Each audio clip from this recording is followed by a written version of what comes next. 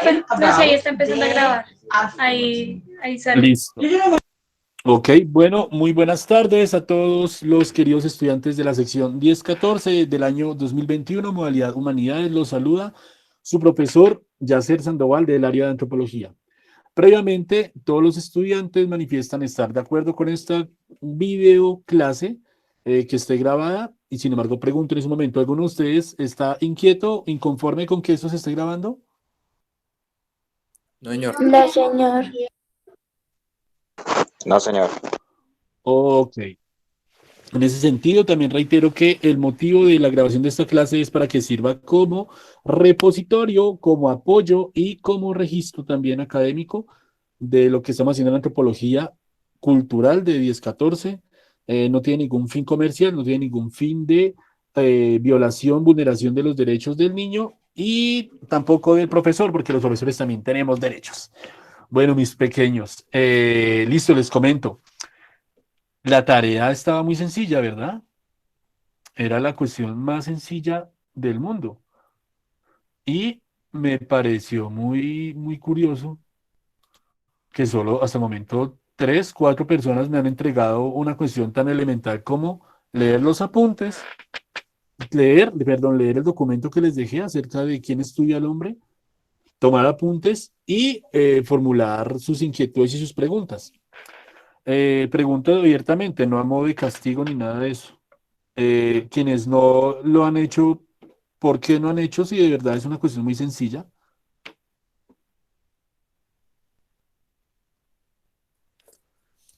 Profe, pues en mi caso, como yo vi la Sí, fecha que era, en el Classroom me aparecía sin límite, que la sin límite fecha, efectivo. ajá, entonces era muy, o sea, faltaba mucho tiempo, pues fui haciendo las tareas que pues tenían mayor prioridad, Bueno, o sea, entonces que vamos, entregaba mañana o listo. pasado mañana. Vamos a aclarar algo. Listo, vamos a aclarar algo con ustedes entonces. No me gusta, o sea, siempre he procurado no sentirme ser como los adultos que me tocó a mí vivir cuando yo estaba infante, ¿no? Que eran demasiado rígidos, sin embargo, la edad lo va haciendo uno, hay veces, perder esa flexibilidad social. En ese sentido, me parece a mí muy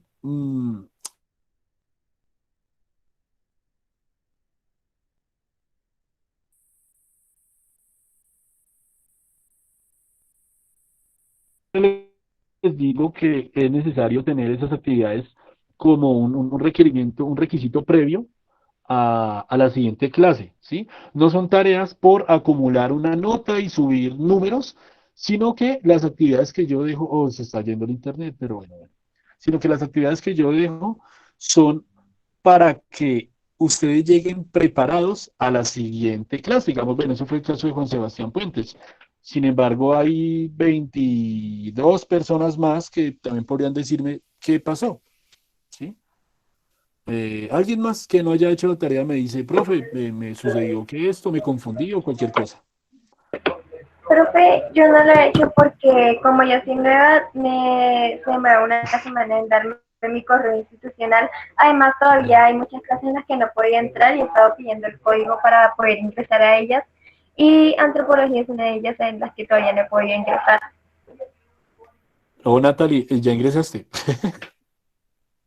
Me Creo refiero que... en el Classroom, que todavía no he ah, podido. bueno, quizá porque hasta esta mañana actualicé los correos, entonces ya estás en el Classroom. Sin embargo, qué pena, Profe, Natalie, tú acabaste de llegar. Y bien, Nicole Tatiana, háblame. pues yo no la he entregado, pero pues la estoy ahorita terminando para entregarla hoy. Bueno, póngale cuidado. Otra de las cuestiones, cuando yo no pongo límite de tiempo, es, es para que...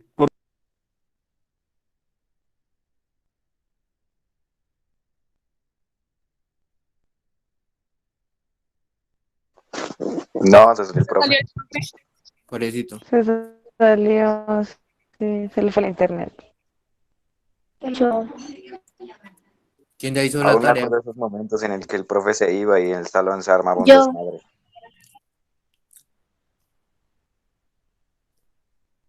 Angie, ¿usted ya hizo esa? No, es que como no La de a uno no le parecen las pendientes. Sí, se me olvida.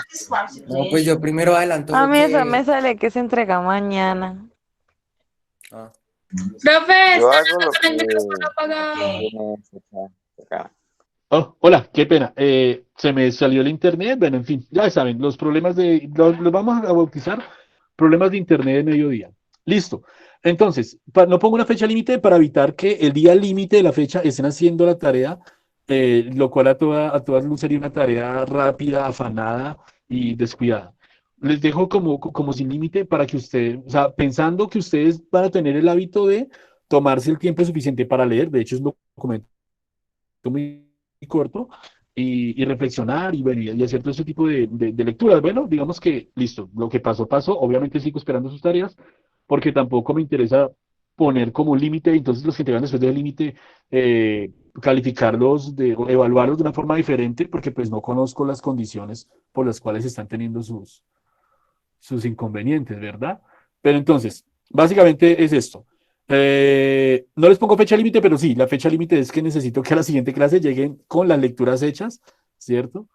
Y ya, ay, listo, me van a ir otra vez del computador, llegó el internet de nuevo, esto es una fiesta de emociones muy raras, de verdad que eso es muy loco, el internet. Listo, amiguitos. Eh, Para hoy, ¿qué tenemos para hoy? Bueno, estaba aquí cuadrando el menú, como pueden ver aquí. Voy a prender la cámara espacial, qué caramba. Y entonces vamos a hablar acerca de la tarea de las curiosidades, que era como tan importante, ¿sí? Acerca de la curiosidad humana, eh, tratar de hacer una pesquisa a los antecedentes de la antropología, eh, hablar de la parte simbólica, que es como muy importante, y cuadrar las temáticas con base en las tareas, actividades que ustedes me entregaron previamente. Usualmente yo cómo hacía estas clases. Me paraba yo, leía y paraba, me hacían preguntas y explicaba en el tablero y ya digamos que un párrafo me cubría 2, 3 clases. En ese momento pues es diferente porque estamos en este modo virtual. Entonces voy a ingresar entonces con lo primero, eh, las curiosidades, ¿no? Estuvimos hablando de, del origen, digamos, de la antropología, y antes que hacer una línea cronológica que empieza con Heródoto y terminaría con los últimos antropólogos que en ese momento se están formando, me interesa más que todo es trabajar el asunto de la curiosidad antropológica. Hace 8 días más o menos les hablaba de este ejemplo de ser quizá chismoso o curioso por las vidas de las demás personas, ¿cierto? Eh, Espérenme, me remito a la guía que les dejé efectivamente, que trae unas preguntas para que las trabajemos mientras tanto. ¿Quién estudia al hombre? Se llama el asunto. ¿Sí? Digamos que, bueno, cuando hablamos de Heródoto, este señor aparece como referente antropológico, más él nunca fue antropólogo. La antropología va a tener un origen cronológico hacia el siglo XIX.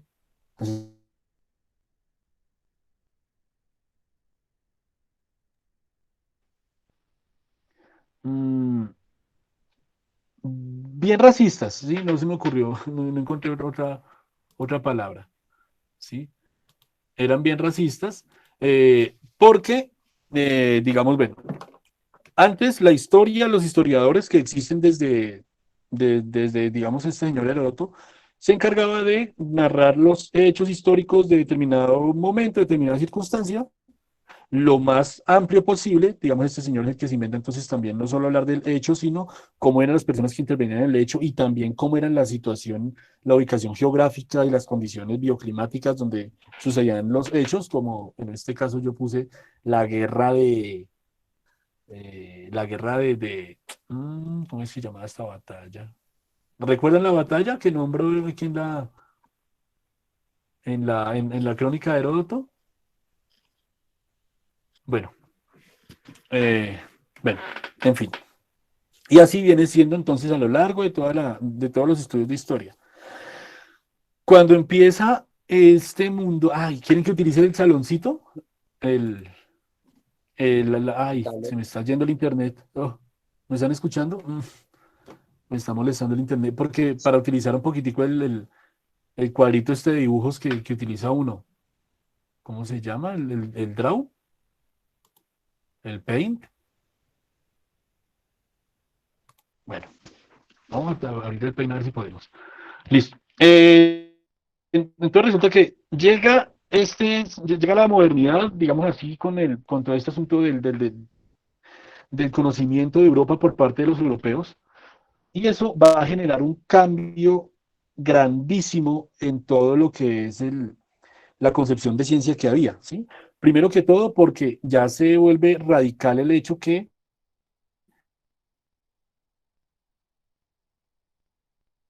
era asunto, pues, como de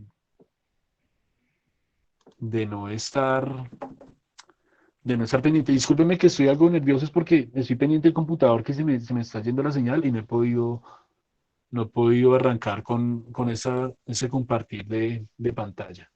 ¿Alguien conoce, será que en Word o en dónde trabajamos? Bueno, trabajemos en Paint, a ver cómo nos va.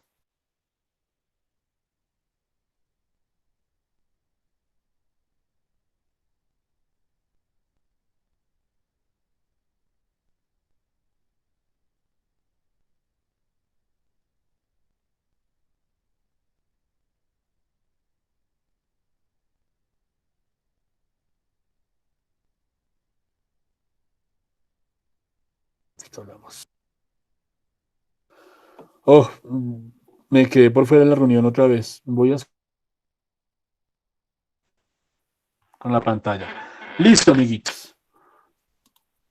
Luego me conseguiré un mejor tablero, porque el que trae por defecto este programa casi no me gusta. ¿Ya han utilizado la pizarra? Esta herramienta de pizarra, muchachos. No, señor. No, ¿No? señor. No, profe, no lo hemos Sí, usado. señor. No, profe. Bueno, entonces venga, miramos a ver si nos sirve. Abramos esto antes de abrir el otro, porque es que lo que no me gusta de Paint es que son muy rígidas el zoom y las herramientas son de verdad muy pequeñas. Pero ahora no me... ok, esperen, tuve que detener la presentación. Bueno, mientras tanto, entonces, con el conocimiento de América por parte de los europeos, se les abre el mundo, les decía entonces que se van a dar cuenta, en efecto, que la Tierra es redonda, y eso va a generar un cambio histórico grandísimo, digamos, pues a los americanos, porque pues nos afectó de una forma de una forma muy brusca, porque pues ya conocemos la historia, ¿no? Fuimos invadidos, conquistados, colonizados, explotados y tal. Y para Europa, eh, esta condición va a generar una visión más amplia versus una visión más arrogante frente a lo que se entiende como hombre, a lo que significa ser humano. ¿Me están viendo la pantalla? Pero Perdiste conexión de red intentando Ah, restablecer. sí, entonces sí se están viendo la pantalla. Me va a tocar con esto entonces. Listo, entonces vamos a poner aquí. El nuevo mundo genera una concepción más amplia del humano. Listo. Ay, ¿no están viendo la pantalla? No he querido compartir. No, ok, bueno. Eh, cuando, si bien los europeos ya conocían a los asiáticos y ya conocían a los norafricanos porque les quedaba cerca, no se imaginaban que en las antípodas, es decir, a 180 grados de donde ellos habitaban, había una especie de seres que parecían ser humanos. ¿Mm? Y esos eran efectivamente los habitantes americanos. ¿Mm? los europeos, ¿qué van a tratar de hacer con esas personas? Pues en principio los van a colonizar, los van a evangelizar, ¿sí? Eso quiere decir en primer momento que se están dando cuenta que hay un tipo de ser humano que está haciendo, que está haciendo, no, que parece ser totalmente incompleto, que les falta, que le falta Dios, ¿sí? Vamos a ver si ya se comparte la pantalla. Listo. Y es un ser humano, les decía, que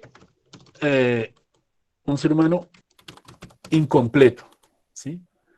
¿Por qué lo vamos a llamar incompleto? Porque le falta la fe, le falta el idioma de los europeos, le falta el color, y aquí va a aparecer entonces que ese ser humano incompleto, y dice, va a ser entonces un ser humano inferior.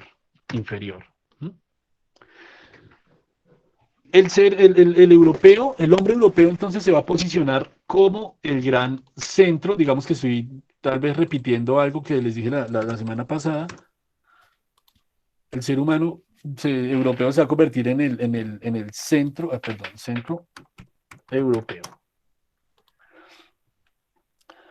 Y a partir de ahí, toda la demás humanidad va a ser vista, o sea, va a ser juzgada, ¿cierto? En la escala de que o está al nivel del europeo o está inferior, ¿sí? Pero como no van a encontrar a nadie con las mismas características, de ahí en adelante todo va a ser inferior. Listo. ¿Qué pasa entonces? Empiezan los procesos de colonización, ¿sí? Colonización y conquista, siglo XVI, siglo XV, siglo XVI, no, perdón, sí, XV, XVI, XVII, XVIII, ¿sí? Y entre todo ese lapso de tiempo, todos los seres humanos que no están en Europa, todos estos incompletos e inferiores, eran, vamos a ponerlo acá, sujetos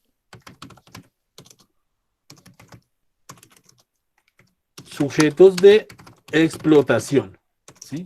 Perdón, explotación y de maltrato. ¿Mm? ¿Por qué? Pues porque estaban muy lejos de parecerse a los grandes seres centroeuropeos. Sin embargo, un aporte que que va a surgir para la antropología viene dado por los cronistas de Indias. ¿Saben quiénes son los cronistas de Indias? No, señor. Cronistas de Indias. Los cronistas de Indias eran las personas encargadas. Sí, háblame.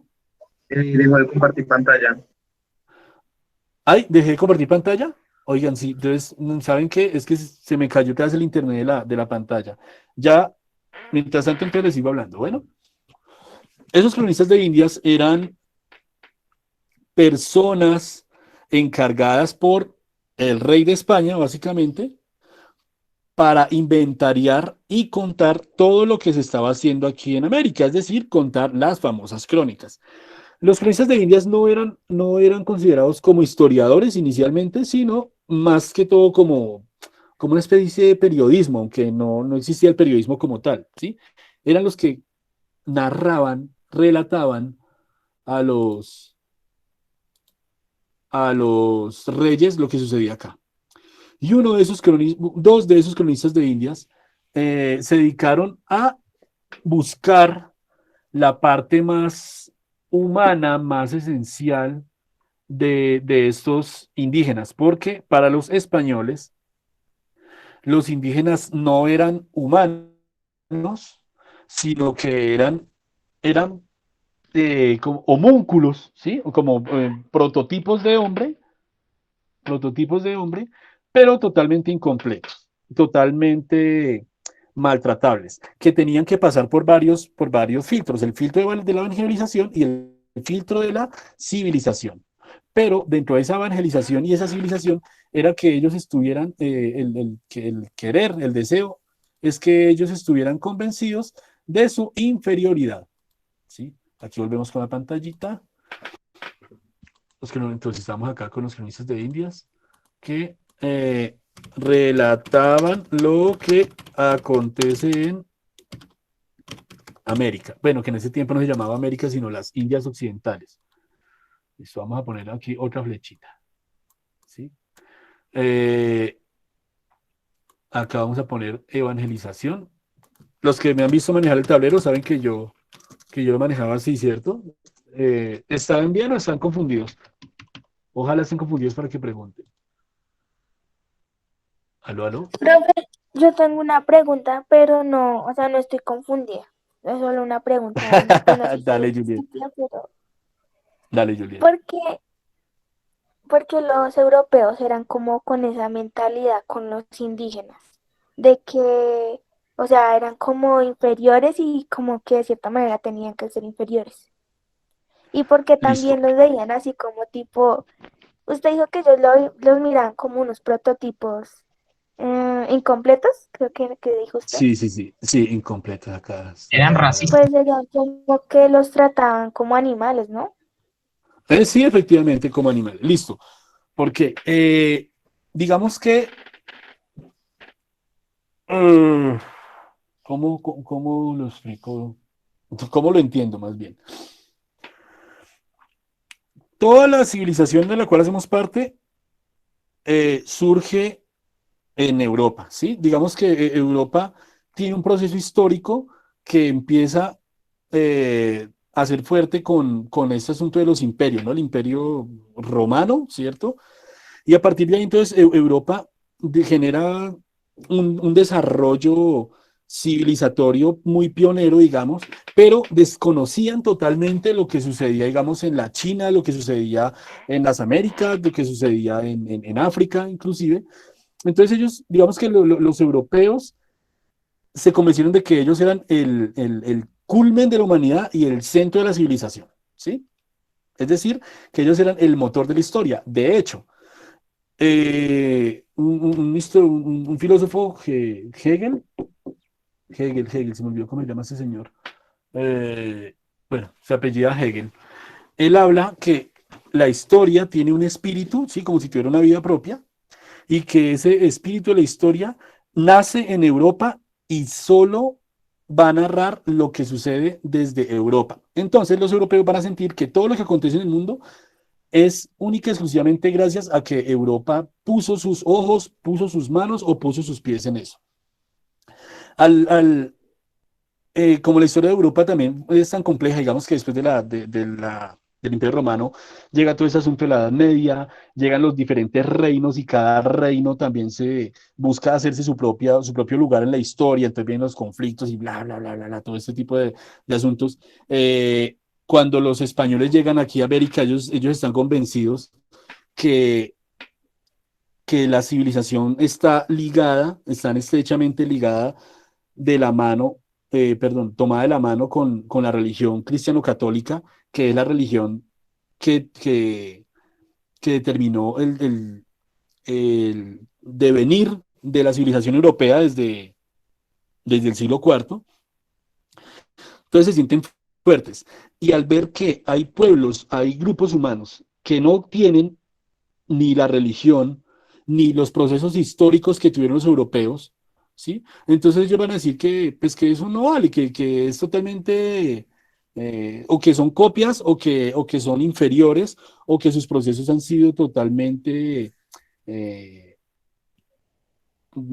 no, incompletos no, que han sido totalmente... Diferentes, ¿no? Bueno, podríamos decir diferentes, pero no, inferiores.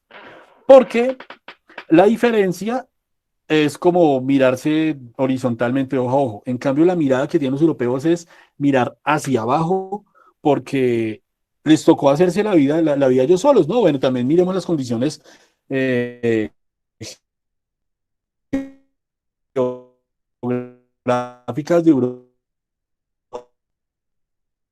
Es un país, es un continente estacionario, ¿sí? Donde los inviernos son duros, lograr levantar a costa de la peste negra, a costa de las hambrunas, o sea, digamos, a costa de la vida de la Edad Media, que era, básicamente todos eran pobres, ¿sí? O sea, tenían oro, pero pues con ese oro no tenían salud, no tenían nada, tuvieron que pasar muchas vicisitudes. Entonces sería como, más o menos como ese tipo de persona que dice, no, es que yo me la guerría mucho, ¿cierto? Yo me he guerriado la vida, y como me la ha guerriado, pues todos los que no se la han guerriado como yo son inferiores. No sé si conozcan, digamos, ese tipo de personajes o de personas que que consideran que su condición de vida es la única, la original y la más válida, y los demás, pues, como no han sufrido tanto o desconocen el sufrimiento de los otros, ¿no? Entonces se arrogan el derecho de mirar hacia los demás. Bueno, entonces ese tipo de español, que España era el país quizá más católico para en ese momento, o sea, 1400, entre 1400 y 1500, era el país más católico, fue el país que puso más personas en las cruzadas, y recordemos que las cruzadas fue un movimiento militar religioso para conquistar Jerusalén y para tratar de acabar con la religión musulmana y todo lo que encontraran a su paso. ¿No? Entonces, esa España es la que llega aquí a América y básicamente van a llegar a ser una segunda cruzada, ¿sí? A decir, los que no están con Dios, los que no están conmigo, ¿cierto? Pues sencillamente o hay que eliminarlos o hay que mejorarlos convirtiéndolos al servicio de Dios. Hay un mito, venga, ampliamos esta pantallita, a ver, venga, a ver, pongamos esto acá. Vamos a abrir este pedacito del salón, aquí.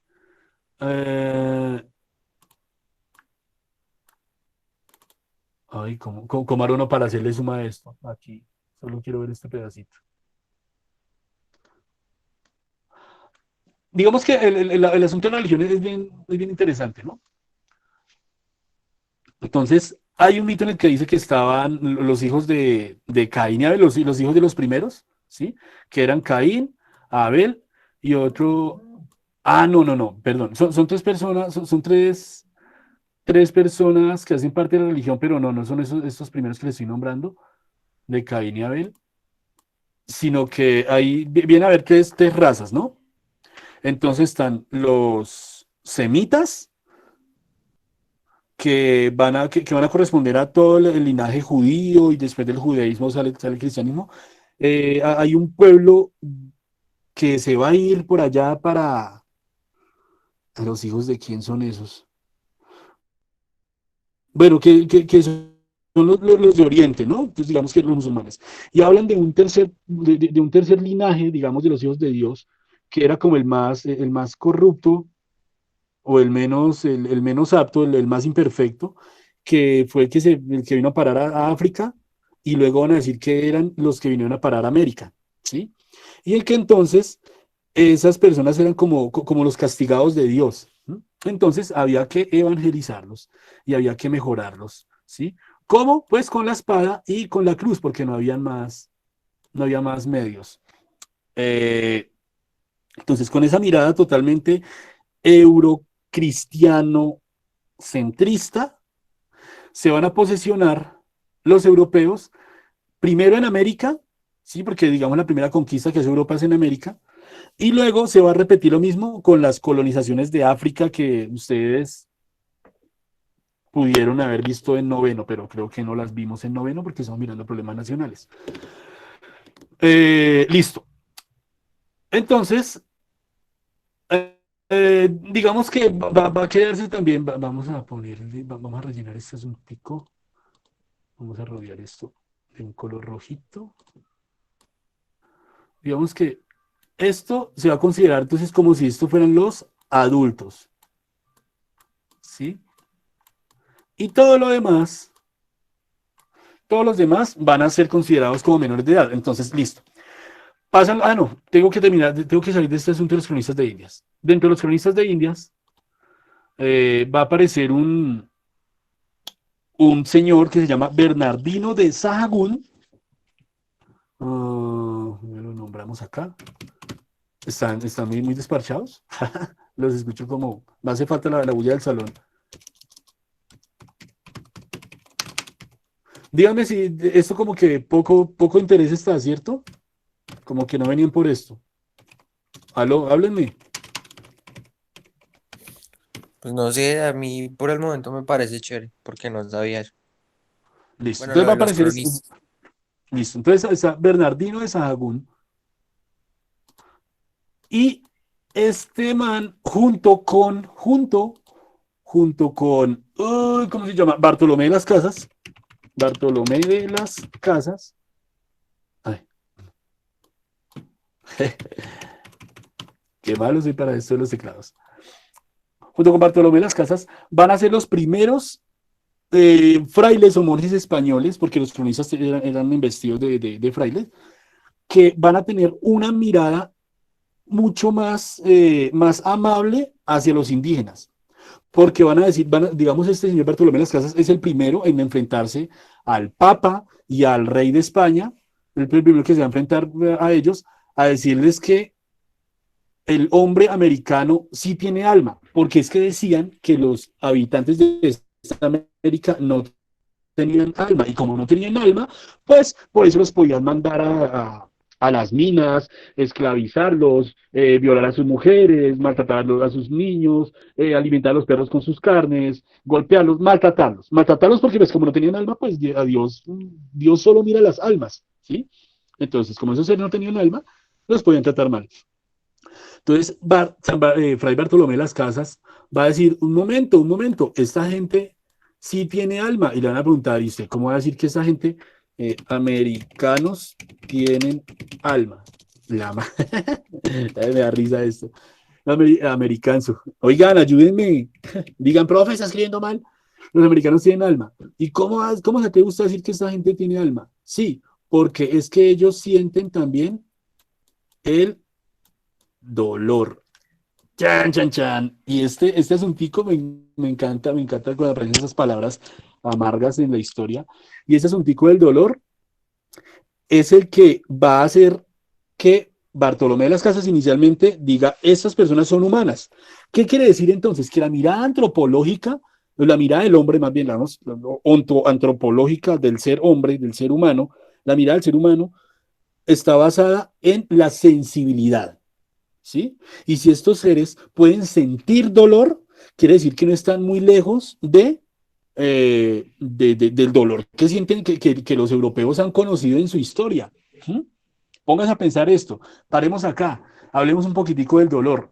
¿Podríamos definir que el ser humano es Pero se animal refiere que siente dolor? a dolor emocional o dolor físico. Ah, muy bien. Entonces, ¿qué tipo de dolor? Entonces, el dolor invisible, ¿sí? El dolor invisible. Porque, pues, obviamente, que usted lo muerda un perro salvaje y usted llore, pues los españoles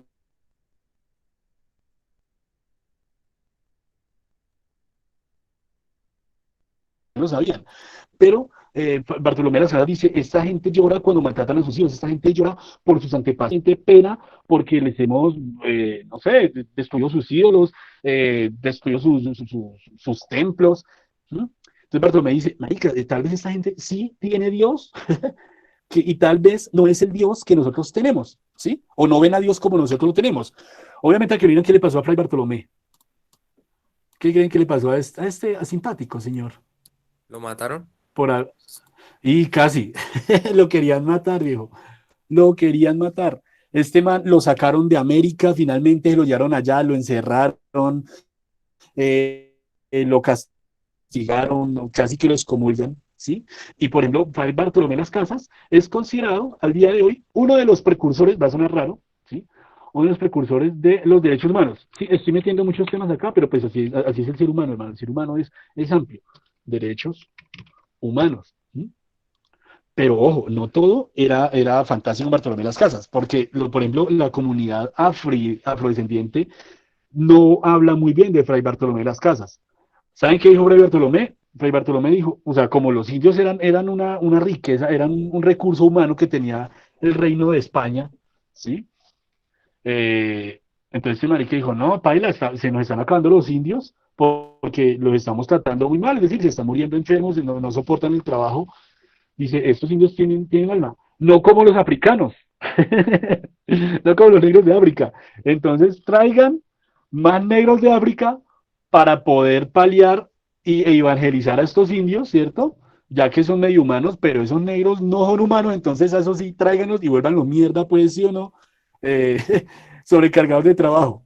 Entonces, esto de los derechos humanos queda como, esperen, pongámoslo en color, queda como, derechos humanos, de verdad, ¿sí?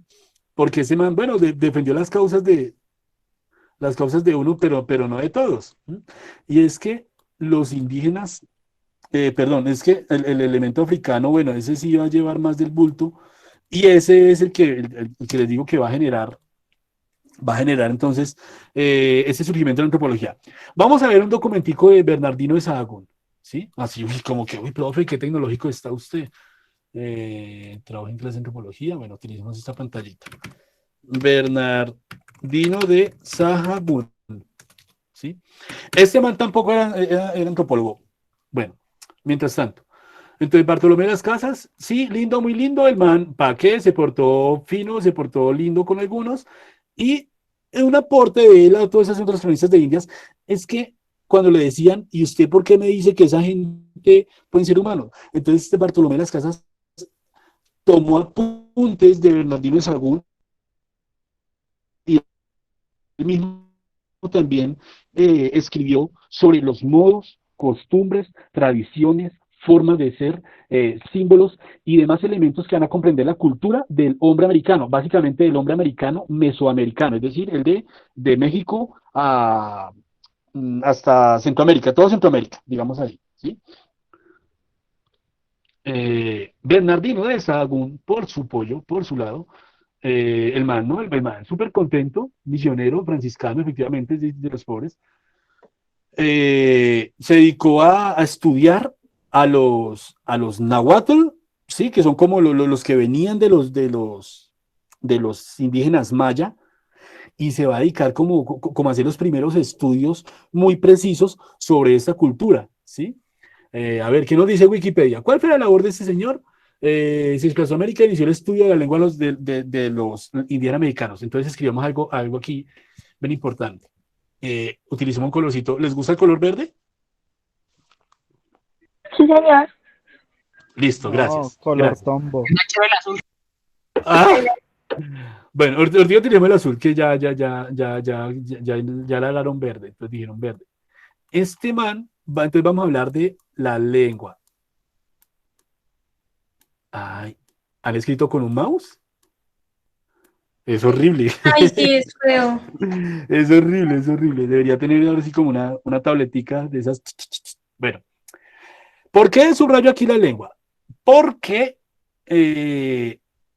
sobre la lengua reposa el conocimiento, dicen algunos filósofos, no lo dicen así, sino más, palabra menos. O sea, que lo que uno habla es lo que uno conoce.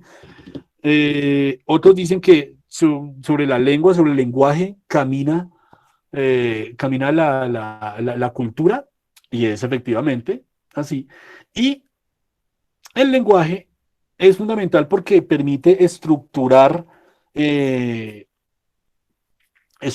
todo esto de cómo es que un ser humano piensa, cómo es que un ser humano organiza sus ideas y cómo es que ese ser humano tiene una tradición cultural muy amplia. Siempre utilizo este ejemplo.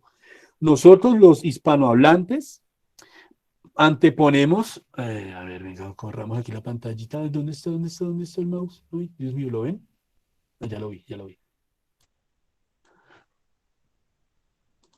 El ser humano dice, yo soy, no, esperen, un color más visible.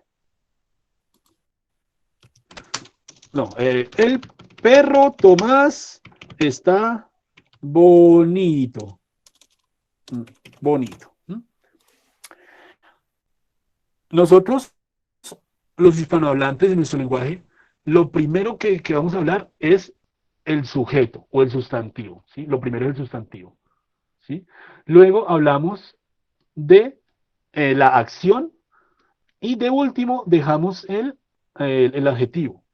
En otros lenguajes, en otras lenguas, en otros idiomas, no entiendo en ese momento la diferencia, estoy confundido. Sé que son tres cosas diferentes, pero no sé a cuál referirme, entonces vamos a mezclar lengua, lenguaje, idioma.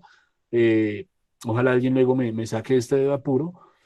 Dice, digamos en inglés, the beautiful dog, ¿cierto? Y habla entonces primero es cómo es el adjetivo, ¿sí? Es decir, entonces eso quiere decir que los que se inventaron el idioma ven antes que el sujeto, ven la cualidad del sujeto. Cuando estuve una vez hablando con una amiga indígena de la lengua Kamsá, ¿sí? Ellos también decían botamán, como botamán guagua, ¿sí? Entonces el niño es bonito, pero botamán es bonito, es el adjetivo bonito. Y en toda la estructura lingüística de los Kamsá siempre va a aparecer primero el adjetivo, es decir, la condición de, luego aparece el verbo y de último, como en el quechua, aparece el sujeto o el quién. Ojo, digamos que esto es para hablar acerca del lenguaje. Quiere decir que el lenguaje de los europeos conquistadores antepone primero al sujeto. Uy, qué horrible es esto. Antepone primero el sujeto, es decir, el yo, y no importa entonces después el sujeto puede ser lo que sea.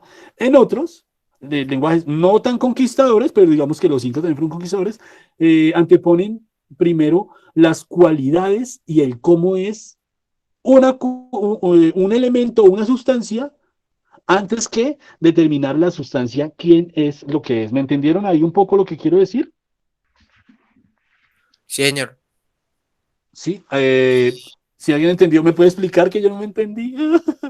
No, mentiras. ¿Alguien no Yo lo entendió? entendí más o menos. Ok, ¿qué crees que no entendiste, Juliet? Es que no entendí. O sea, ellos, los indígenas, Sí, sí, mm, tenían primero lo último, ¿sí? O sea, es como decir, el el adjetivo. perro Tomás está bonito, pero decían como al revés. O sea, bonito no lo colocaban de último, sino de primeras. Algo así entendí. Sí, sí, sí, pero entonces, o sea, ponle cuidado entonces. ¿Qué diferencia encuentras tú entre, digamos que te encuentras dos personas, una que habla, una que dice, usted es la mujer más bonita del mundo, y otro que dice, qué bonita es usted. Espera un momentico que tengo una llamada de mi mamá y la mamá es la mamá.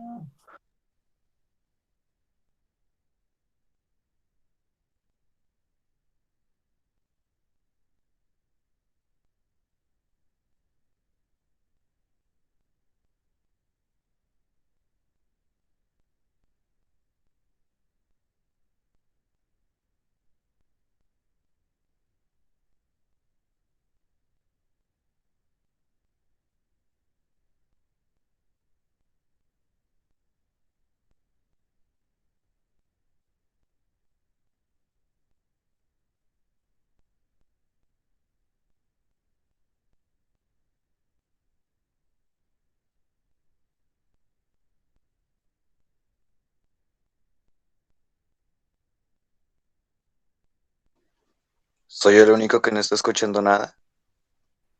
Profesor se Es fue. que el profe salió. No, queda relajado. Profesor, se fue a hablar con el Nadie está escuchando nada. Tiene el micrófono apagado. ¿Qué? Hola, amiguitos, ¿cómo están? Discúlpenme, tuve que contestar la llamada porque pues era mi mamá y yo también los dejaría a ustedes hablar con sus mamás. Entonces, tú hablas con una persona que dice, tú eres bonita, y otra que dice, qué bonita es usted, ¿sí? Y te dicen, ¿cuál es la diferencia entre estos dos? ¿Quién se está fijando en qué cosas? ¿Qué podrías decir tú entre dos personas que se refieren a tú y tu belleza, pero una persona mira primero tu persona y la otra persona mira primero tu belleza, por ponerlo así? Pues uno es como más superficial, ¿no?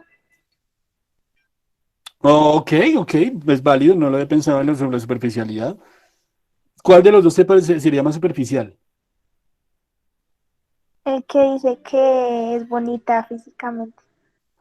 Ah, Que no, no estamos hablando, pero yo no estaba hablando de bonito físico, sino solo que notaba tu cualidad, pero ok, ok. Bueno, Yo pienso que, sí, digamos, sí, ahí Angie. ser superficial sí está bien dicho, en el sentido en el que miran primero como tal, como la cualidad, que lo que, como el nombre, ¿no? O sea, no sé si me hago entender. Sí, sí, sí, sí, sí, sí, te entiendo. Lo que me causa curiosidad es que, digamos, yo hablaba de ese modo de expresarse, digamos, del quechua. Venga, a ver, aquí tengo un libro de lecciones de quechua, a ver si de pronto esto no me deja mentir. Y me parecía que no era superficial, sino que era una persona que tenía una mirada mucho más amplia, que mira las gracias, por llamarlo así, del sujeto al cual se refiere, antes que mirar al sujeto como tal. Esperen a ver, no calpas y esperen a ver si de pronto este libro de quechua me sirve de algo para hablar. Bueno, en fin, después profundizamos en ese asunto. Bernardino de Sahagún entonces va a ser el primero en hacer como unos estudios, entonces decía Wikipedia, ¿no? Estudios sobre el lenguaje y el lenguaje nahual, y eso va a ser un gran aporte, digamos, para la antropología, porque va a permitir también traducir, y no tanto traducir como pasar una palabra por la otra, sino interpretar el pensamiento de diferentes culturas, es decir, respetar su cultura. ¿Por qué no hablo de traducir? Porque, digamos, cuando se traduce, el traductor imprime su conciencia y su mente y su pensamiento en la traducción.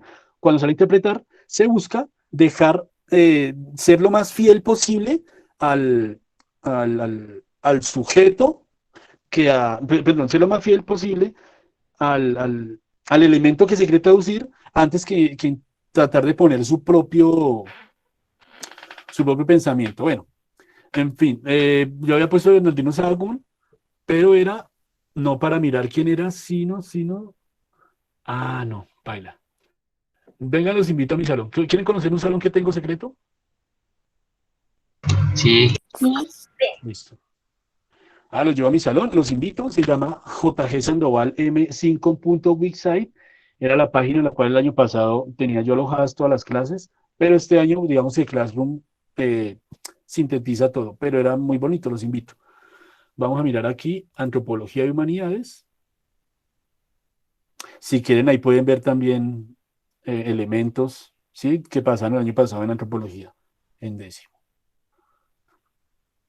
Y aquí Antropología Cultural, y eso los va a enviar a un site de Google que lo abrías en el 2017, mi primer intento con la tecnología. Y aquí entonces vamos a buscar la clase, ¿quién estudia al hombre? ¿Sí?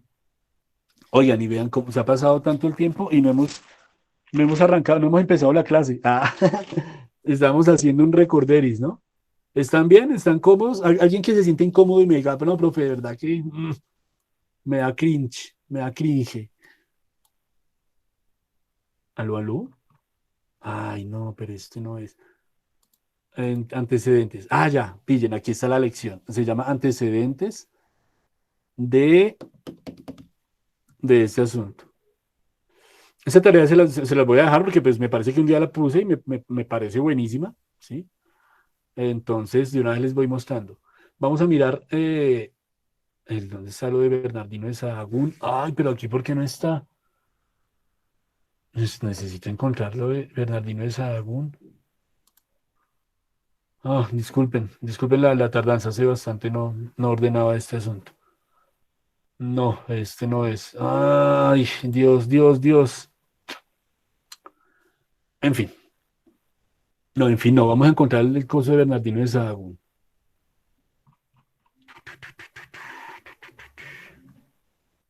El profe no se rinde. Qué bueno, espero que eso sea bueno. Una mirada al suelo, quien estudia al hombre del hambre, el suelo al que pertenecemos, los símbolos que constituyen al hombre, comunicación gráfica con vía digital. No, eso está entre este y este, porque son las dos primeras clases. Y llevo este menú hace bastante tiempo. Sin repetir, ojo, esa clase, digamos, no es igual a la del año pasado. ¿Quién estudia al hombre? Bueno, aquí está un documentico. Aquí no. Ay, ¿por qué no está? Profe, y Bueno, miran todas las cositas. entonces, bueno, ¿quieren verlas? Ok, claro que sí. Los símbolos, una mirada al suelo, ¿quién estudia el hombre ya? Antecedentes de Heródoto. Leer páginas tal, redacte un informe en el que indique el objeto, aquí está el libro que vamos a leer, yo les dejo el enlace. Oh my God, gráfica C. ¿Sí? Es que pues se me apagó el computador, entonces no sé si me perdí de algo. No, buscando, estoy buscando a Bernardino de Sahagún, pero no lo encontré. Entonces voy a buscarlo otra vez acá.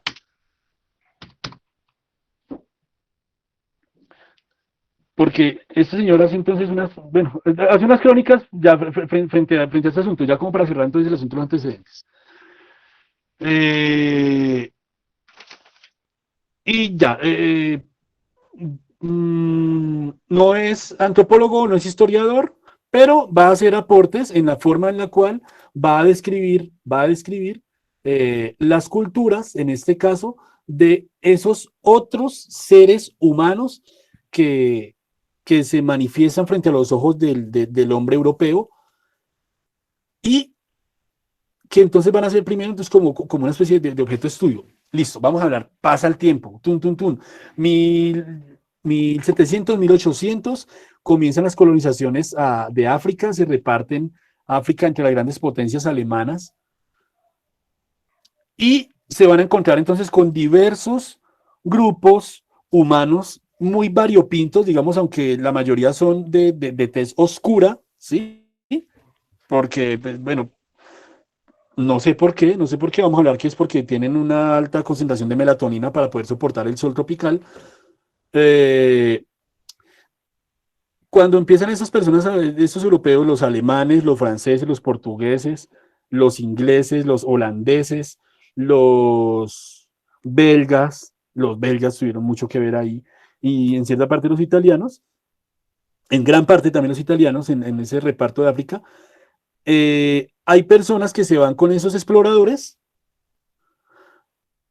y antes que ver cómo los explotan, se sientan con esas personas y empiezan a hacer lo que decía Bernardino Sahagún, tratar de comprender su lenguaje, tratar de comprender sus formas, tratar de comprender las maneras en que se relacionan, en la que construyen la sociedad, en la que resuelven sus problemas. Es decir, empiezan a mirar más profundamente muchas otras o bien dimensiones de lo humano o muchas otras facetas de la dimensión humana.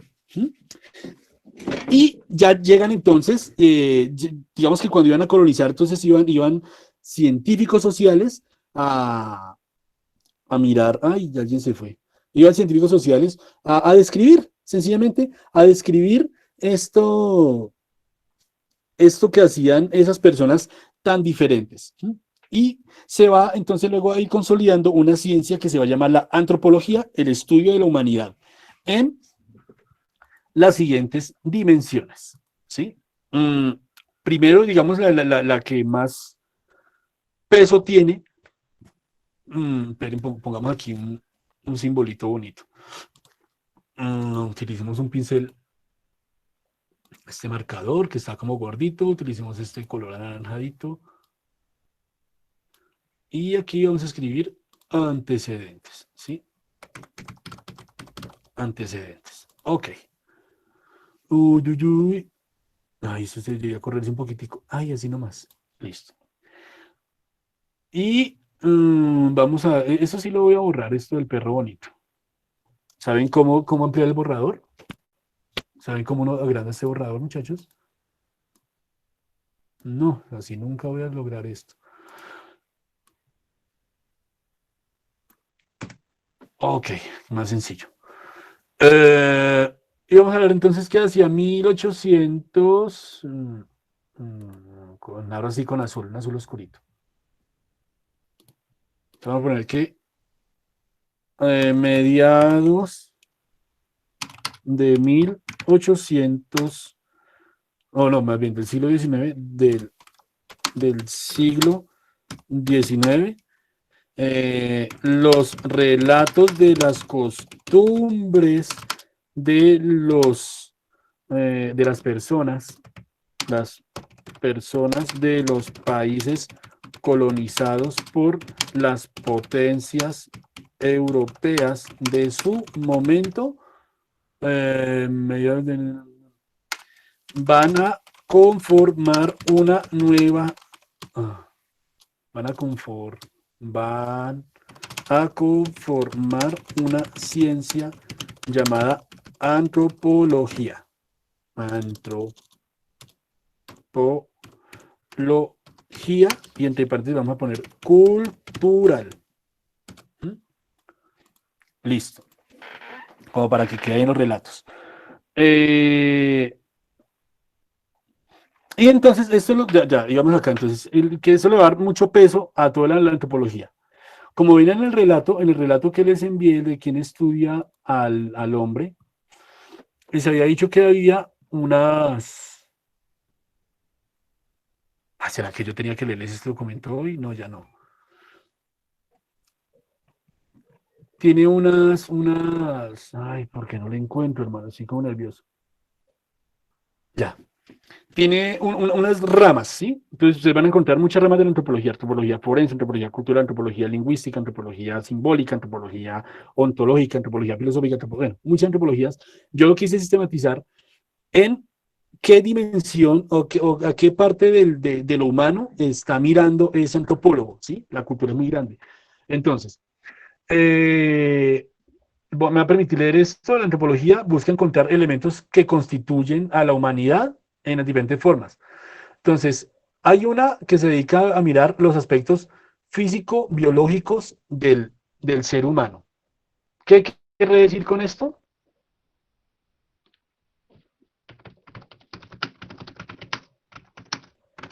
Si les hablo de una antropología biológica, física, ¿qué creen a qué creen que me estoy refiriendo?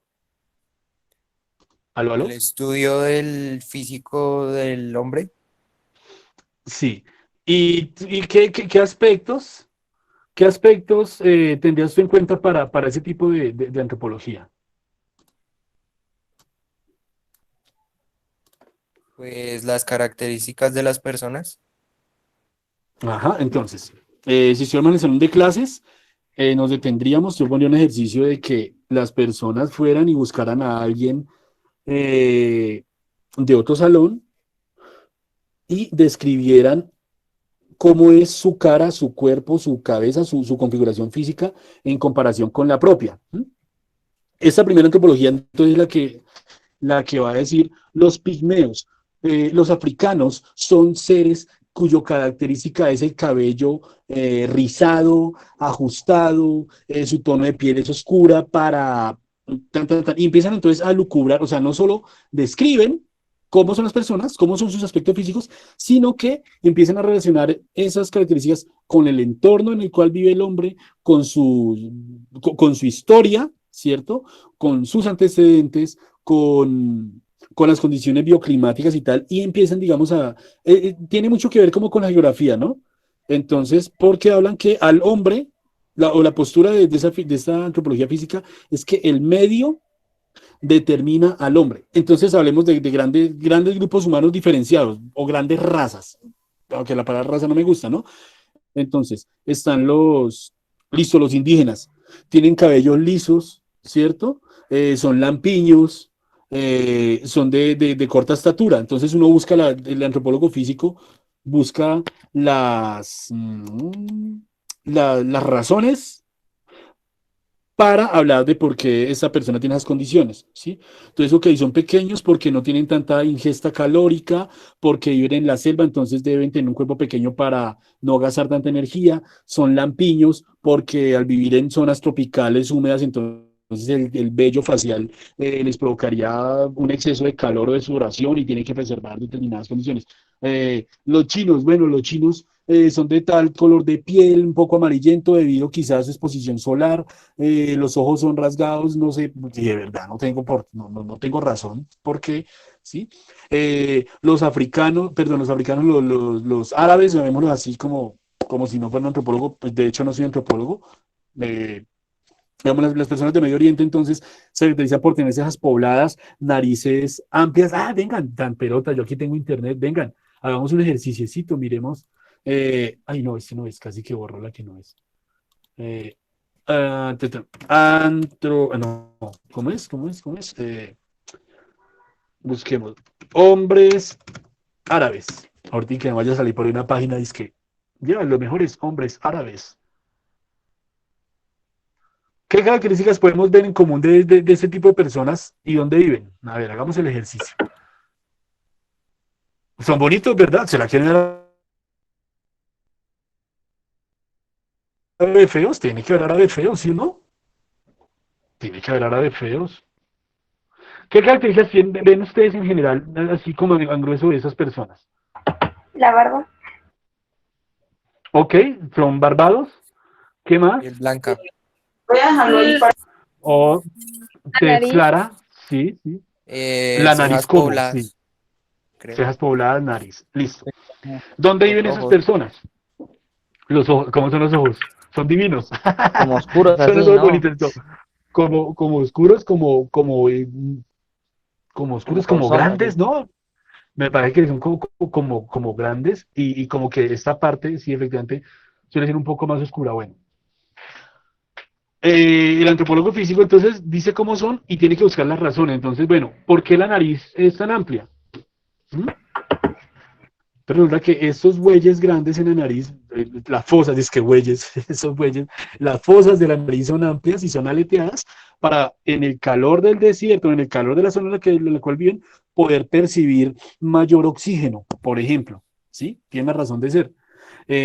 Las barbas, me imagino que debe ser para, en medio de ese calor, como poder protegerse un poco del sol y quizá también poder sudar un poco más y el sudor le va a generar como refresco como frescura, perdón. Las cejas pobladas, quizá para que el sudor se atrape acá en las cejas y no les caiga directamente a los ojos, ¿sí?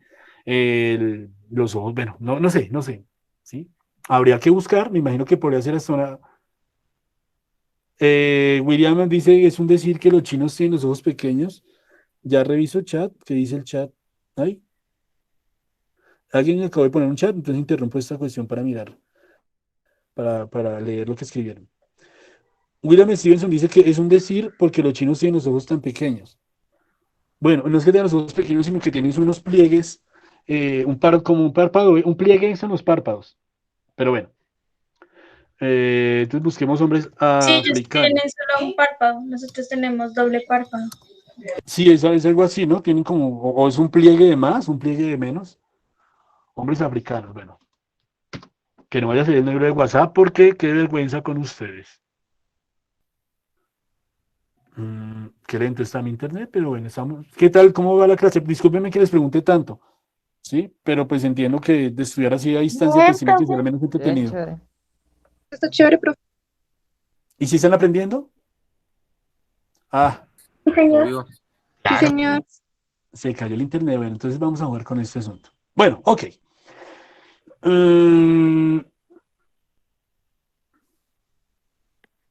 Qué visaje. Bueno, luego dice que hay otras personas que miran los aspectos lingüísticos, es decir, porque se refieren a la forma en la cual la gente se refiere al mundo, ¿sí? Entonces hablaremos ahí de Bernardino de Sahagún y vamos a escribir acá los aspectos de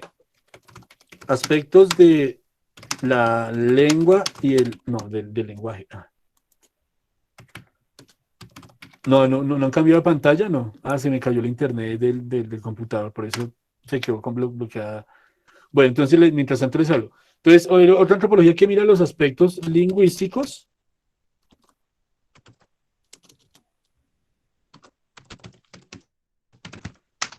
¿Me están escuchando? Sí. Sí, Y señor. la forma en que construyen el mundo. En el que construyen el mundo. Digamos que, bueno, eso es una apreciación bien filosófica, ¿no? Porque, pues, en la forma en la que... Ay, no, eso quedó mal escrito. Bueno, ya dejémoslo, no lo podemos dejar así. Bueno, todavía no están leyendo. Más o menos refiriéndome otra vez a este asunto de la lengua, entonces, están los antropólogos que se dedican a mirar la constitución del lenguaje, la etimología, el origen de las palabras, la función de las palabras, los acentos, y todos esos aspectos de la comunicación verbal de las personas, de los diferentes grupos, inclusive los propios, para pues para determinar y clasificar y escribir también diversos aspectos de lo que constituye al ser humano. Repito y redundo de nuevo. Creo que sí, como sin muchas palabras a la de unirse ahora.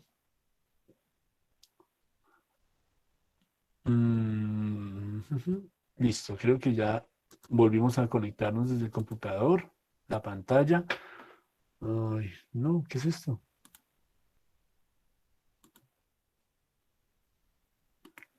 Creo que estoy grabando la pantalla. Bueno, en fin, no, presentar la pantalla completa. Listo.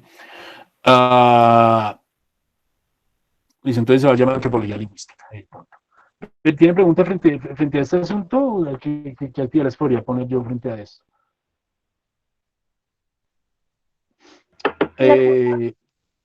Se han dado cuenta, bueno, o quizás después se den cuenta de algunas palabras alemanas. En alemán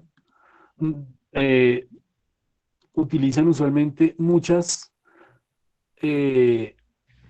como muchas palabras en una palabra, ¿sí? Por ejemplo, la palabra Volkswagen, ¿sí?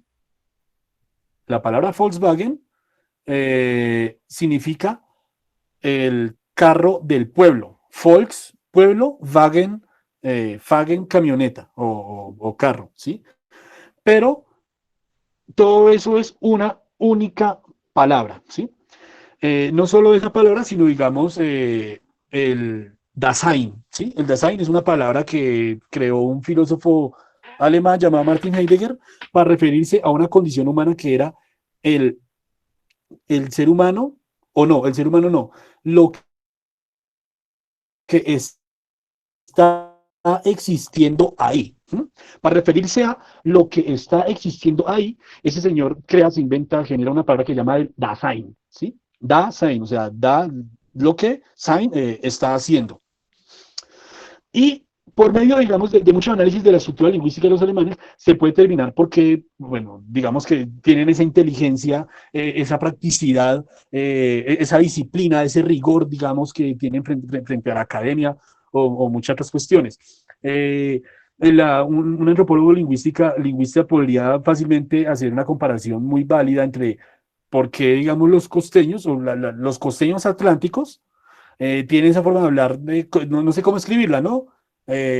Golpeada, veloz, fuerte, de alto impacto, y la para comparar con el acento, digamos, del opita huilense, ¿cierto? Que sería pasmado, despacioso, de volumen bajo, ¿sí?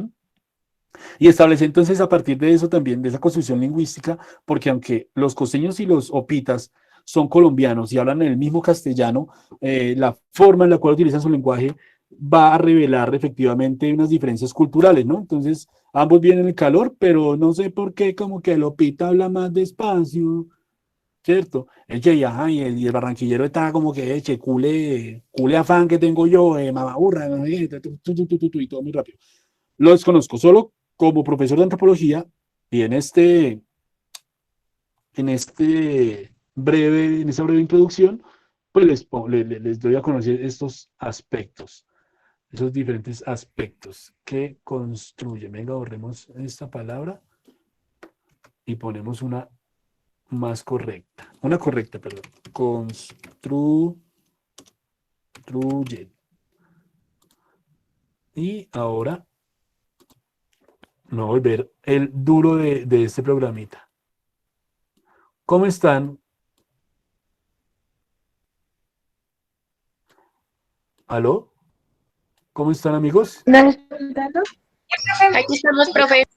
Listo. Aquí. Ok. Listo, entonces, vamos a la lectura. Entonces, hay otro aspecto constitutivo de la humanidad que son los relativos o los relacionados al uso de las herramientas y los utensilios, porque revelan la forma en la cual el hombre se enfrenta al mundo. Entonces, digamos, vamos a hablar de esa antropología, ay, perdón, aquí aparecí yo. La arqueoantropología, ¿sí? Llamémoslo así, o la digamos el tipo de ese antropólogo que se va a escarbar en el fondo de la tierra a encontrar efectivamente utensilios, vasijas, tesoros, por llamarlo así, y huacas. Entonces, los aspectos referentes a las herramientas y utensilios del pasado, básicamente, bueno, pongámoslo entre paréntesis, del pasado. Uy, tengo un escrito interesante sobre esto, que, por ejemplo, cuando descubrieron o cuando han hecho descubrimientos de civilizaciones antiguas y que ya desaparecían, ¿saben cómo se daban cuenta? Por los basureros. Digamos que uno de los primeros hallazgos arqueológicos, esto lo vamos a llamar arqueología, efectivamente, pongamos la palabra aquí, arqueología. ¿Saben por qué se llama arqueología? ¿A qué le suena la palabra arqueología? ¿No es el estudio de los huesos? Como buscar huesos, ¿así? Ok, bueno, la palabra arques, arjos, arge, se refiere a origen, ¿sí? Digamos una palabra griega, ¿no? En la mitología griega hay un principio de todo lo existente que se llama como el arjé, ¿sí? De ahí viene la arquitectura, que es tratar de emular en construcciones los modos originarios o del principio de las cosas, ¿sí? Pero bueno, y arqueología entonces como tratar de buscar el origen, ¿no? La ciencia del origen, y en este caso el origen del hombre. Los primeros arqueólogos, bueno, no sé quién fue el primer arqueólogo tampoco, pero digamos, uno encuentra historias que encontraban las primeras ciudades o los vestigios de los de primeros asentamientos urbanos, humanos, nómadas, era por los lugares donde botaban las basuras. Entonces, en esas basuras encontraron diferentes herramientas y utensilios del pasado que les permitían a esas personas hablar cómo esos grupos humanos se enfrentaban al mundo. Entonces, los cuchillos clovis, ¿sí? De piedra, ¿cómo se llama esa piedra? Sílex, de sílex, o las agujas hechas con hueso de pescado, o ciertos babuchas o alpargatas de piel cocidas con fibra vegetal, y todo eso, digamos, el ser humano ha dejado a lo largo de su historia, a lo largo de su devenir, basura que se desecha, ¿sí? En el tiempo presente, y no se sabe que entonces en el futuro esa basura es la que va a hablar va a ser un vestigio, más bien va a ser una evidencia de cómo eran esas sociedades. Entonces,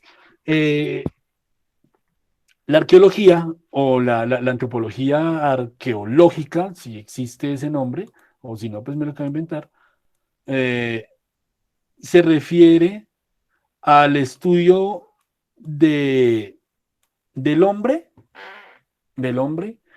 teniendo en cuenta su desarrollo y su capacidad para resolver problemas. Y eso habla entonces de la inteligencia. Entonces, me encontré una vasija, ¿sí?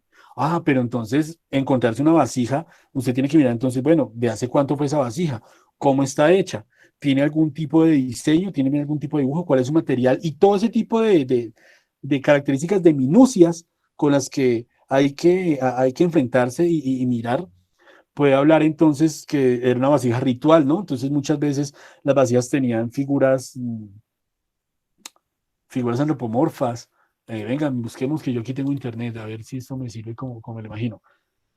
Vasijas ceremoniales. Vamos a ver internet.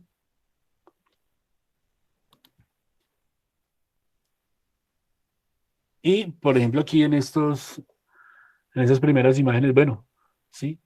Entonces se encuentra. ¿Qué puede decir uno de esta vasija? ¿Sí? Imagínese que usted va y empieza a excavar para hacer un pozo de agua en su casa y se encuentra con esa vasija, ¿sí?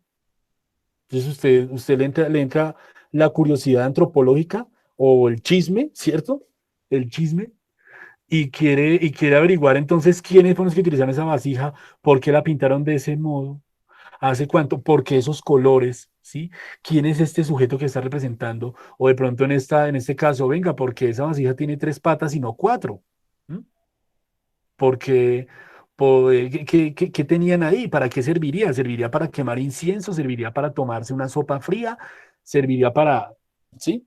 Y así, entonces también con las hachas, con la ropa, con todo eso, porque el ser humano dentro dentro de, vamos a ver, ay, perdón, vamos a abrir aquí un paréntesis loco. Dentro de toda su historia, algo que ha caracterizado al ser humano es que el ser humano es un hacedor de cosas, ¿sí? Fabricante, fabricante de basura, ¿será? Sí, ¿cierto? ¿Está bien ahí o qué opinan? ¿Aló? ¿Se fueron? Sí, sí, sí. ¿Sí se fueron? No, no, no. O sea, Ah. que estamos acá. ¿Qué opinan de eso que acabo de escribir? ¿Me dan la razón? ¿No me la dan la razón? ¿Qué opinan? ¿Qué dicen de esto? Pues yo creo que en el presente ellos lo tomaban como, bueno, pues en sus tiempos, bueno, en el momento, Sí, ellos lo tomaban como basura. Y pues ya, como usted dijo, pues ellos no sabían que en el futuro, pues en algún momento eso podría darnos una idea de cómo eran la cultura y la civilización en esos momentos. Como quien dice, la basura de uno es el tesoro del otro. es el tesoro del otro. Pero entonces, Pablo, creo que esto me lleva a pensar en una dimensión que el ser humano, una de las cuestiones distintivas del ser humano, digamos que este módulo de antropología de este año en décimo, es como para que podamos definir o tratar de definir al fin del curso qué es lo que nos hace humanos, ¿sí? Entonces, ok, la cultura, el espíritu, el alma, la conciencia, eh, mm, lo que hablamos, nuestra forma física, y yo creo que somos el único animal, si nunca he dejado de decir que los seres humanos no somos animales, somos el único animal que fabrica cosas que luego va a desechar. Por ejemplo, inclusive las mismas ciudades, ¿sí? Las ruinas de Tenochtitlán, las ruinas de Uruk, los cimientos de la Torre de Babel, las ruinas de los templos budistas. Es decir, hemos construido, o sea, el ser humano ha construido unas cosas tan magnánimas, tan grandes, weón. Imagínese que hubo gente que hizo esas chingadas pirámides de Egipto, weón, por ejemplo, las pirámides de Egipto, ¿sí? Esa mierda es muy grande, es una cosa, es monumental, weón, es una cosa muy grande como para que en algún momento las personas que la hicieron hayan decidido dejarla ahí botada, weón, como basura. O sea, el ser humano, además de ser un ser que hace cosas, las hace como con un sentimiento, como con una simbología, que ahorita vamos a hablar de eso. Pongamos aquí pendiente, simbología en color rojo. Aquí, simbología, tin, ¿sí? Para que no se me olvide. Porque yo no creo que cuando hicieron las pirámides de Egipto alguien dijo, pero hagamos unas huevonadas bien grandes, bien estorbosas. ¿Y como para qué? No, pues metamos ahí un muerto y ya, weón, y nos vamos. No, ¿sí o no? Yo creo que las hicieron como diciendo, verga, esta cosa va a durar toda la vida, esto va a representar a los dioses, los va a alegrar, aquí va a reposar el alma de todo el mundo, güey, pucha, mejor dicho, vamos a estar más contentos que, no puedo decir porque estoy grabando la clase, pero les podría decir después un chiste. Más contentos que en fin, ¿no? Y no, weón, pero resulta que lo votaron. Sí. Votaron las huevonadas, ¿sí? Se fueron, abandonan las cosas. O sea, el ser humano hace cosas y luego las abandona. ¿Sí? Vayamos un día a un basurero. Chimba escenas salida pedagógica del basurero de Doña Juana. Yo creo que nos encontraría cosas, obviamente, pues cosas desechas, pues por su exceso de uso o por su descomposición. Uno también debe encontrar, por ejemplo, no, el primer computador que compró, el primer celular que se le dañó, las cartas de amor que escribió, que recibió y que en algún momento ya dijo, no, ya no más. No sé, tantas cosas. ¿Han visto esos programas de acumuladores? Sí. Sí, ¿Qué opinan de profe. la gente que acumula? ¿Qué Sí, visaje? ¿Qué profe. opinan de Ay, la gente que sí, es muy acumula? es impresionante cómo hay tantas cosas que guardan y uno dice como que, ¿por qué? ¿Por qué las guardan? Y entonces, miremos ese asunto. Bueno, cualquier persona, respóndame la siguiente pregunta. Para usted, ¿quién es un acumulador de cosas? ¿Quién es un acumulador? No, no, Alguien, no mi tío, no, sino descríbame esa persona que acumula cosas.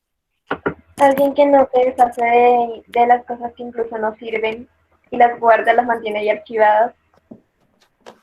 Sí, sí, sí. Y bueno, ¿y por qué esa persona llevará a conservar esas cosas, ¿no? Porque esa Esos persona le Por elementos ve un algún valor tipo de... especial, Ajá, le da un exacto, un valor valor. especial a eso. les dota un valor especial, un valor arquitectónico, un valor simbólico. ¿Sí? Aquí estamos agrandando esta palabrita. ¿Sí? Y realmente, ¿qué son y en últimas qué vienen siendo esas cosas que acumula un acumulador? Basura. Basura. Basura o sencillamente objetos. Objetos.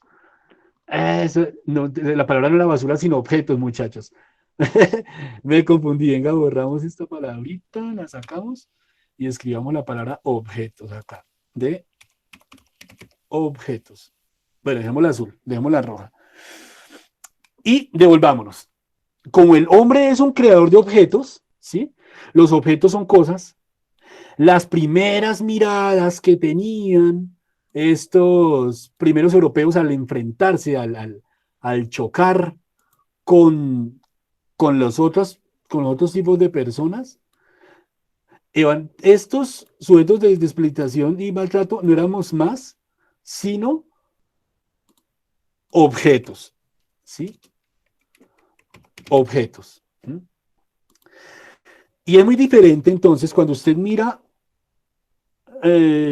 las cosas como objetos sin más, no les da valor, pero cuando usted les dota de un espíritu, los quiere, los estima, los valora, dejan de ser tan objetos y vuelven como una especie de sujetos. Las niñas y los niños de este curso han tenido peluches, muñecos que conservan. Señor, Sí, profe. Sí, profe. Sí. Sí, profe. ¿Tienen algún muñeco, muñeca muy especial? Sí, profe. Sí. Sí. Profe.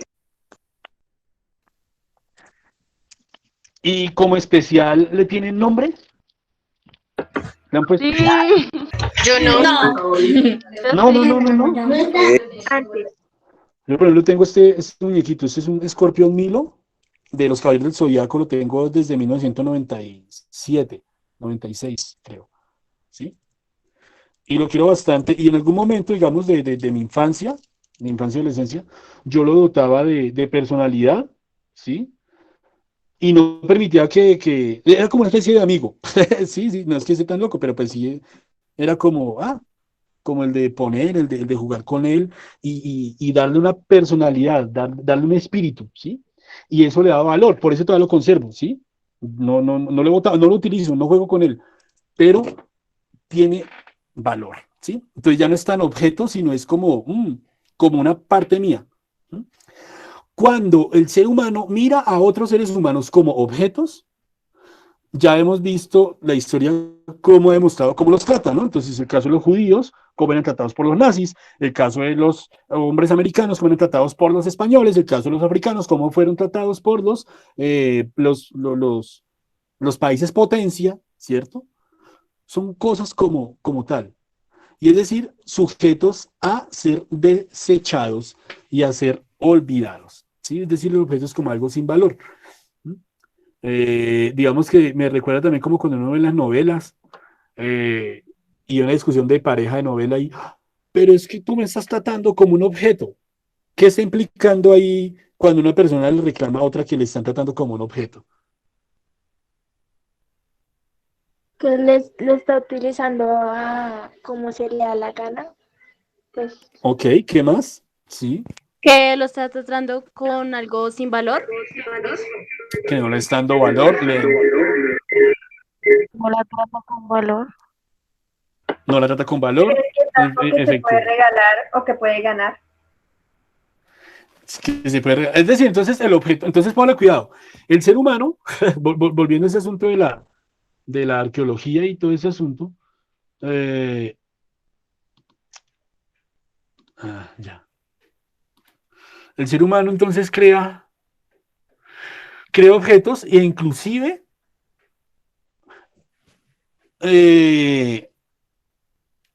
objetiviza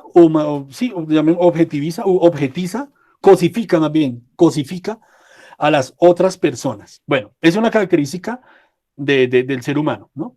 Vamos con la última característica de los elementos que constituyen al hombre y es los aspectos simbólicos que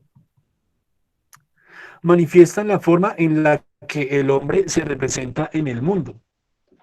Entonces vamos a hablar de la antropología simbólica. Todo eso cabe dentro de la antropología cultural. ¿Dónde está? Es este. Vamos a escribir aquí. Aspectos simbólicos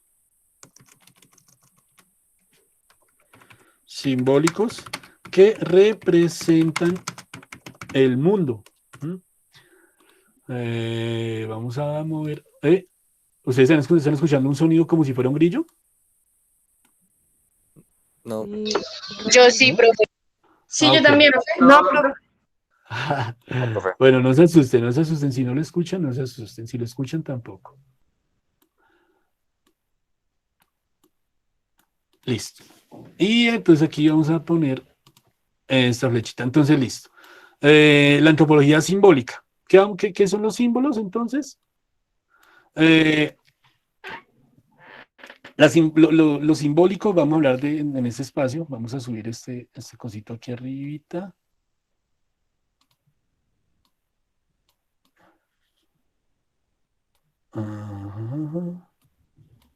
Ay, Dios mío. ¿Qué son los símbolos? ¿Qué son los símbolos? El origen de la palabra dice que el símbolo viene de dos palabras, lo vamos a escribir acá, que lo borramos, que era sin, balein. Sin, como de dos, por ejemplo, cuando uno dice simpatía, ¿sí? Es decir, como sentir el del otro, un otro como igual, y balein, no me acuerdo qué significaba balein. Y digamos que la palabra símbolo se refiere a un acuerdo entre dos personas sobre algo que tenía mucho valor, una especie de contrato. Entonces, los primeros, el símbolo, antes de decir una palabra nomás, era un trozo de cerámica. Entonces, digamos que David y yo hacíamos un trato, ¿cierto? No sé, bueno, un trato, el que se imaginen, ¿sí? Y yo le daba, partíamos una cerámica en dos, y yo le daba un pedazo del plato, de cuenta partimos un plato, usted que con un plato, y yo con el otro, ¿sí? La mitad, cada uno con una mitad de eso.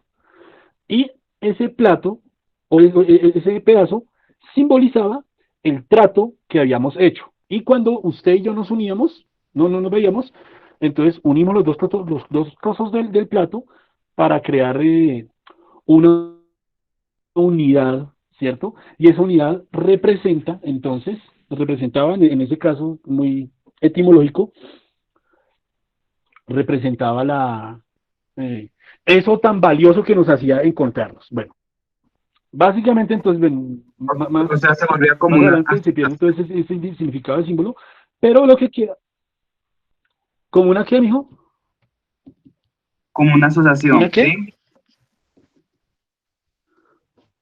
una qué, perdóname, disculpa, no quiero hacerte repetir tanto. Señor, es como que tú te asocias Repíteme, con esa persona cuando le dabas el plato, ¿sí? ¿Algo así? ¿sí? Ah, ok. Sí, eso es, básicamente representa la unidad entre dos cosas, ¿sí? Entre dos elementos, muy valiosa. Entonces, entrando ya en la parte más pragmática del lenguaje, un símbolo está une dos aspectos. Una cosa en sí y el valor o el sentido que se le da, ¿sí? Y simboliza. Por ejemplo, un anillo de matrimonio. ¿Qué es un anillo de matrimonio? Un símbolo. Como un compromiso Sí, en la pero, pareja. listo. Un Entonces, símbolo, sí, pero bueno, listo, es un símbolo, pero resulta que el anillo en concreto el anillo, como cosa, ¿qué es? Como cosa, Como ¿qué es el objeto, anillo? Como objeto, ¿qué es? Es pues un Narito. no tengo, ay, es que no tengo ok, las palabras, profe. Es pues un, búscalas, porque para eso tienes lenguaje, tienes memoria, tienes amigos, tienes de todo para poder. Listo, empezaste bien, es un aro. ¿Cualquier aro? O sea, yo le doy un algo aro que de se, cebolla. no, Mm, es un es, aro al cual le dieron un significado. ¿Un aro de cebolla le puede dar un significado? Claro, pero no, entonces, ojo, porque entonces la cosa en sí es un aro de metal. Punto, ¿sí o no? Punto.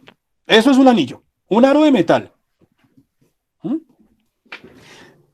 Eh, pero como símbolo, ¿sí? Entonces, aquí abajo, aquí está la cosa, y aquí está, ¿qué es lo que significa? Entonces, ¿qué significa ese anillo?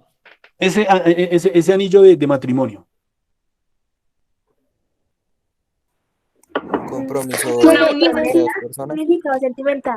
Unión, Compromiso, unión. ¿Qué cosa sentimental dijeron por allá?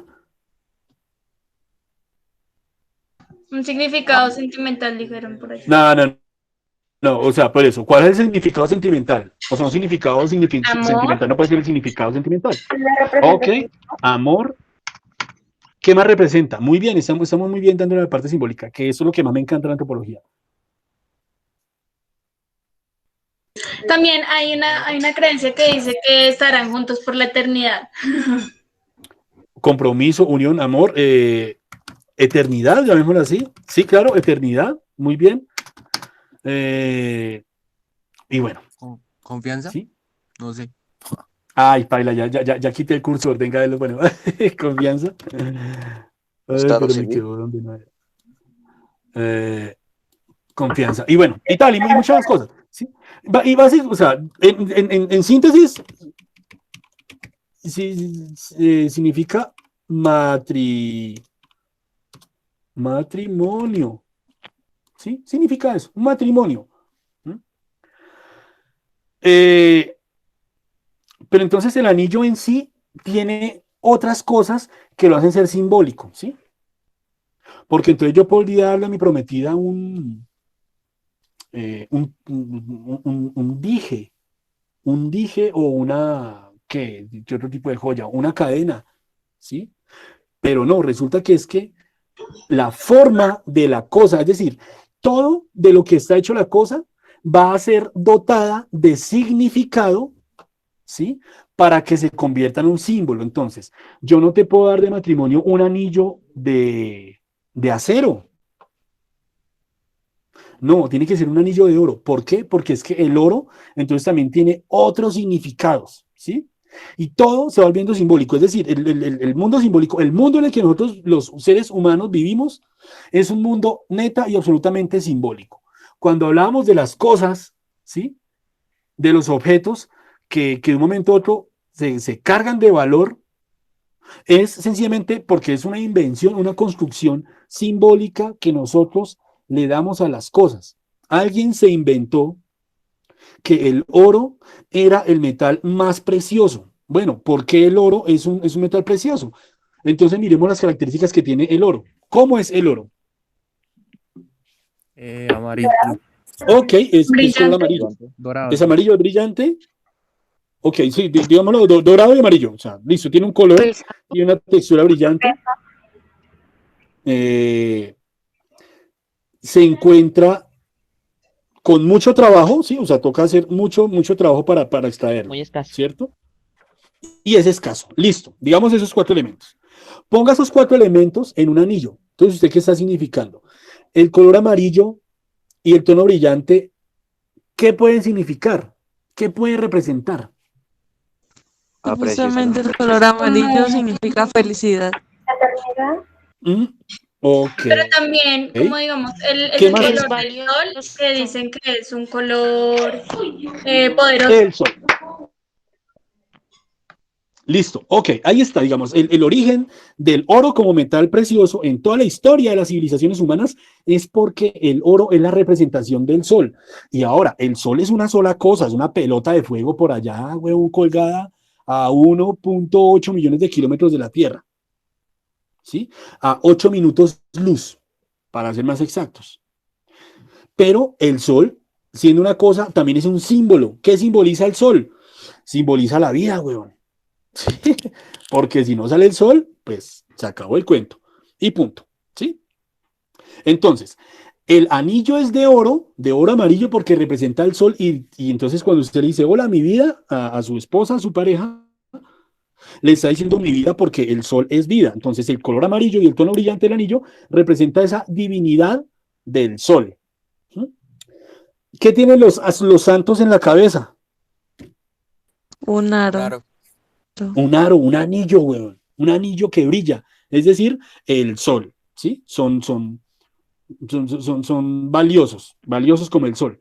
¿Qué significa la forma del anillo? ¿Sí? Listo. Entonces ya tenemos algo simbólico. El anillo de oro representa con su material que tocó mucho trabajo para conseguirlo, ¿cierto? El amor, entonces tuvo que conquistar a la chica y al chico haciendo muchas piruetas para lograr conquistar el corazón. Otro símbolo más, también del cual podemos hablar más tarde. Alguien dijo, el oro es escaso, entonces quiere decir que ese amor, quizá por ser escaso el encuentro entre las dos personas que comparten ese matrimonio, es demasiado valioso, ¿cierto? Y entonces es amarillo y dorado porque, bueno, por el sol. Listo, tenemos una parte del oro, del anillo. Y ahora, ¿qué significa la forma? ¿Qué significado le podemos dar a la forma? ¿Cómo es un aro? Eternidad, profe. O sea, que no ni tiene un comienzo ni tiene un fin. Perfecto. ¿Quién habló? ¿Víctor? Víctor, sí, felicitaciones, viejo. Listo. Es eterno. Entonces, claro, la gente no se da una cadena. Ah, porque es que el anillo, ¿ahora dónde va? En el dedo. El anillo también tiene otra. Ah, entonces los anillos van en el dedo.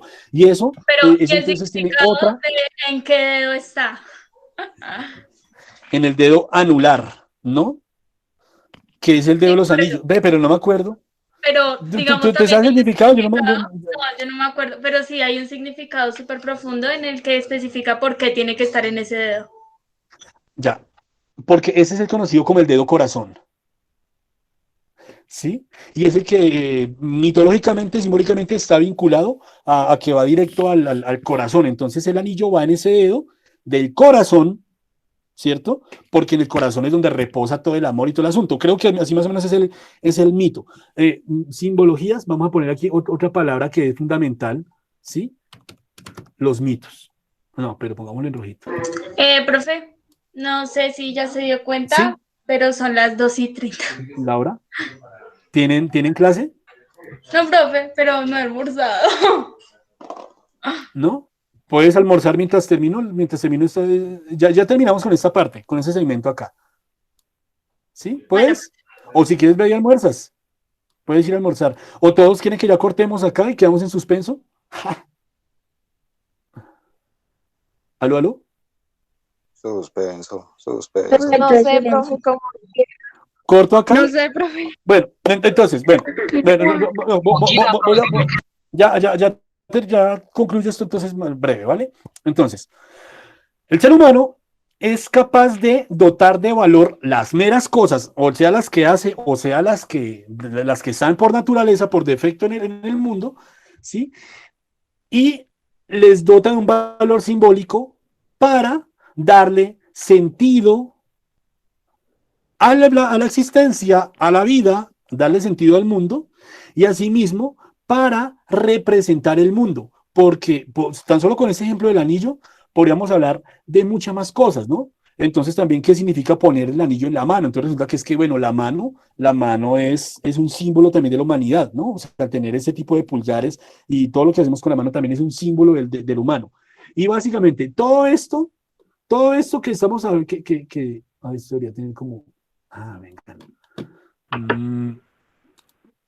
Vamos a hacer un cuadrito. Ay, no, ¿cómo sería? ¿Sería así? ¿Sí? ¿Cómo quedaría el cuadrito? No, más bien. Todo esto que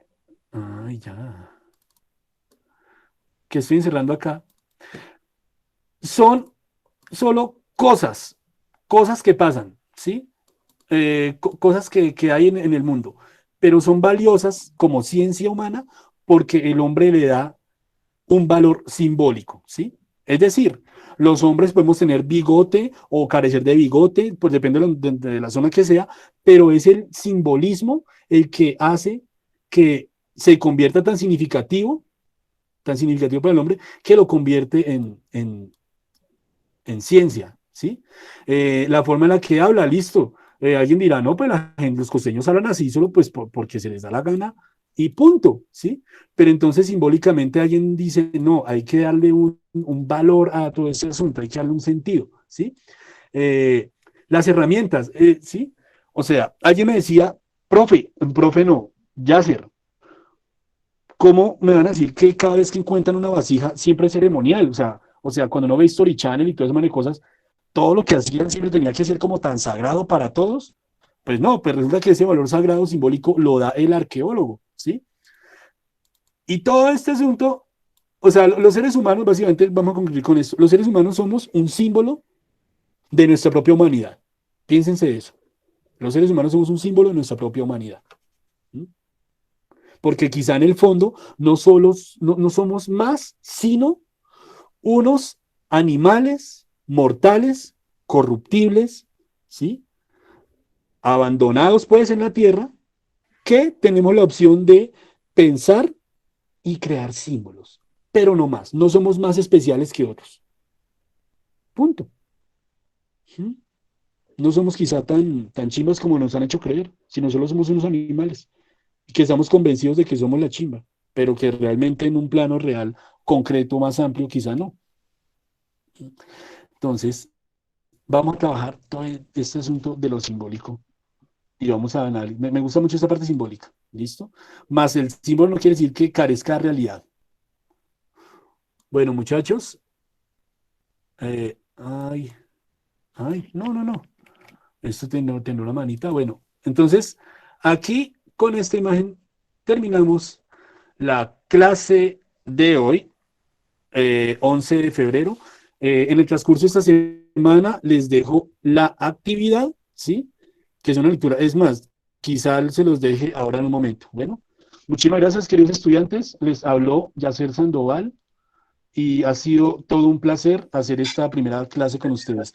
Por favor, en los comentarios, cualquier comentario que tengan, lo pueden dejar. No todos los comentarios tienen que ser de gusto, sino si alguien tiene también sugerencias, opiniones, críticas, háganlo porque pues se trata de hacer esas clases lo mejor tanto para ustedes como para mí. Muchísimas gracias, estudiantes, y me despido. Gracias a usted, profe. Chao, profe. Bueno, profe. Chao. Chao, pequeños, Dios los bendiga.